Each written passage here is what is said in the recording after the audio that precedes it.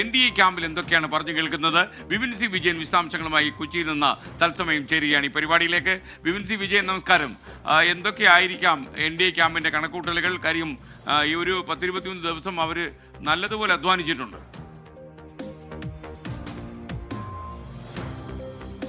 നമസ്കാരം SKN. ഈ ഒരു തിരഞ്ഞെടുപ്പ് പ്രചാരണത്തിന്റെ കാലം നോക്കുകയാണെങ്കിൽ ഏറ്റവും കൂടുതൽ പ്രതീക്ഷയും ആശങ്കയും ഒരുപോലെയുള്ളത് അത് NDA മുന്നണിയിലാണ്.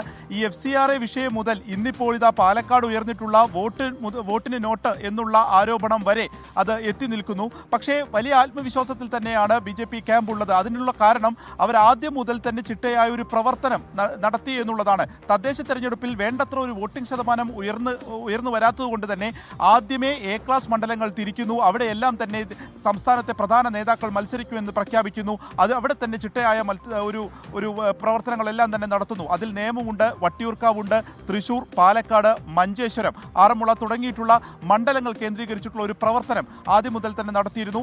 അതിൻ്റെ ഒരു പ്രതീക്ഷ വലിയ തോതിൽ വരുന്ന ഒരു ഘട്ടത്തിൽ കൂടിയാണ് ഇപ്പോൾ ഈ ആരോപണങ്ങളൊക്കെ തന്നെ വരുന്നത്. പറ്റുന്നുള്ളത് ഈ പ്രചാരണ വിഷയങ്ങളും പ്രചാരണ കാലവുമായിരുന്നു. അത് നരേന്ദ്രമോദി വരുന്നു, രാജ്നാഥ് സിംഗ് വരുന്നു, അമിത്ഷാ വരുന്നു, വലിയ രീതിയിലുള്ള റോഡ് ഷോകൾ നടത്തുന്നു. അങ്ങനെ പ്രധാനമന്ത്രി നരേന്ദ്രമോദി നേരിട്ട് മുന്നിൽ നിന്ന് നയിക്കുന്ന ഒരു തിരഞ്ഞെടുപ്പ് എന്നുള്ള ഒരു ധ്വനി വരുത്താൻ BJP ക്യാമ്പിന് പറ്റിയിരിക്കുന്നു. അത് അവരുടെ ആത്മവിശ്വാസം വർദ്ധിപ്പിക്കുകയും ചെയ്തിരിക്കുന്നു.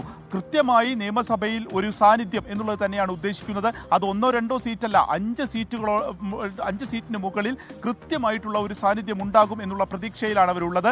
അപ്പോൾ ഈ വരുന്ന ആരോപണങ്ങൾ തിരിച്ചടിക്കുമോ എന്നൊരു ആശങ്ക അവർക്ക് സ്വാഭാവികമായിട്ടുമുണ്ട്. കാരണം A ക്ലാസ് മണ്ഡലങ്ങളിലെയാണ് ഈ വിഷയങ്ങൾ ഏറ്റവും കൂടുതൽ ബാധിച്ചിട്ടുള്ളത്. അവിടെ നിന്നാണ് ഈ ആരോപണങ്ങൾ ഉയർന്നിട്ടുള്ളത്. ഒന്ന് പാലക്കാട്ട് നിന്നും മറ്റൊന്നുള്ളത് തൃശ്ശൂരിൽ നിന്നുമാണ്. ഈ വോട്ടിന് ഇപ്പോൾ കിറ്റുകൾ കണ്ടെത്തുന്നതൊക്കെ തൃശ്ശൂരിൽ നിന്നാണ്. ഇത്തരത്തിൽ അത് ഏത് രീതിയിലായിരിക്കും ഇനി വരുന്ന ഒരു തുടർചലനങ്ങൾ എന്നുള്ളത് ആശങ്ക വർദ്ധിപ്പിക്കുന്നതാണ്. പക്ഷേ ആത്മവിശ്വാസത്തിന് കുറവില്ലാതെ തന്നെ NDA ക്യാമ്പും പൂർണ്ണമായും സജ്ജരാണ്. അങ്ങനെ BJPക്ക് അനുകൂലമായിട്ടും മണ്ഡലങ്ങൾ മാറിയിരിക്കുന്നു എന്നുള്ളത് തന്നെയാണ് പൊതുവെയുള്ള വിലയിരുത്തൽ. ആരോപണങ്ങൾ ഏശില്ല എന്നുള്ളതും ഈ ഘട്ടത്തിലെ NDAയുടെ പ്രതീക്ഷകളിൽ ഒന്നാണ്. ഒപ്പം തന്നെ അവർ മുന്നണി വിപുലീകരണം നടത്തിയിരുന്നു, 2020 ഒപ്പം കൂട്ടിയിരുന്നു. അതുകൊണ്ട് തന്നെ മധ്യ കേരളം കൂടെ നിൽക്കുമെന്നുള്ള ഒരു പ്രതീക്ഷ അവർക്കുണ്ട്. പക്ഷേ കൂടുതൽ സീറ്റുകൾ 2020 നൽകി എന്നുള്ളതിൽ ഒരു അസ്വാരസ്യം അടിത്തട്ടിലുള്ളത് പ്രതിഫലിക്കുമോ എന്നുള്ള ആശങ്കയുണ്ട്.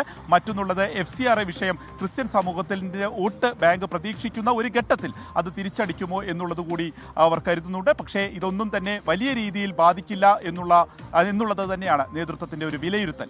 SK. Okay, thank you Vipin C Vijayan.